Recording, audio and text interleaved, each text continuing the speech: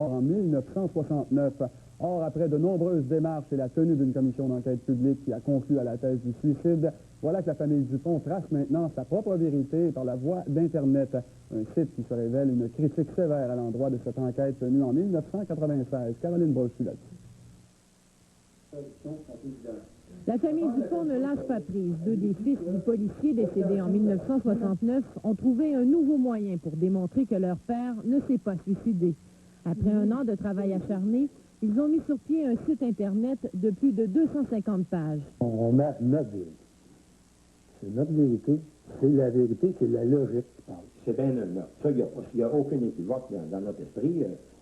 Le site retrace la commission d'enquête publique tenue en 1996 au grand complet. Et les frères Dupont y font la preuve que ce rapport est truffé de contradictions. Quand la commissaire Céline Le Sot de la Montagne fait des affirmations dans son rapport, et qu'elle nous dit des choses, qu'il n'y a rien qui a été mis en preuve, telle affaire, bien, on a relevé les principaux témoins.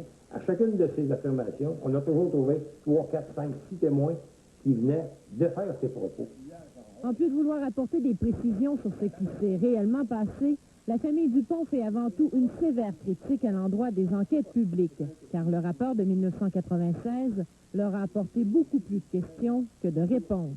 C'est 100 questions qui demeurent après une commission d'enquête. Nous autres, on dit que le processus des commissions d'enquête, il devrait être revu. Il n'y a pas aucune famille dans le Québec qui peut gagner, qui peut obtenir justice dans un processus qui est décidé d'avance à partir de Québec. Ils y vont même de quelques recommandations. Pas plus ça de recommandations.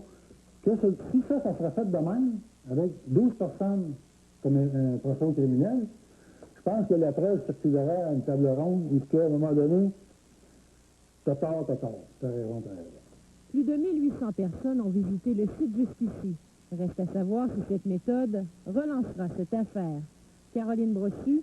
Il est mort dans son véhicule en 1969. Ça se passait dans un coin désert de la ville de Trois-Rivières. À ce moment-là, il y a une balle de revolver qui lui avait traversé le sternum. On avait retrouvé à ses côtés une lettre d'adieu. L'enquête policière menée à l'époque avait conclu à un suicide. Excusez-moi, je veux juste expliquer les images qu'il y a là. C'est quand on a réouvert l'enquête, on a eu exhumation du corps. Et ce que l'on voit là, c'est le corps et le squelette de ce policier Dupont, et parce qu'on avait redemandé une vérification de l'autopsie initiale.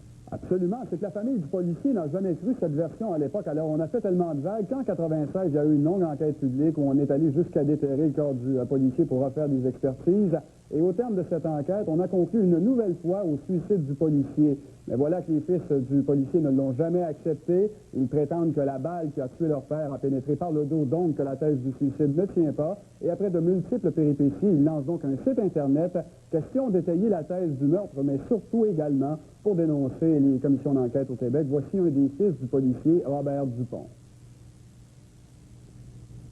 Nous autres, on dit que le processus des commissions d'enquête, il devrait être revu. Il n'y a pas aucune famille dans le Québec qui peut gagner, qui peut obtenir justice dans un processus qui est décidé d'avance à partir de Québec. Malgré toutes ces enquêtes, la famille demeure convaincue que le père, Louis-Georges Dupont, a été assassiné. C'est en plein ça. Vous aurez beaucoup plus de détails sur leur thèse en consultant leur site Internet. Il est très lourd, par contre, 250 pages au total. Mais ils ont un dossier.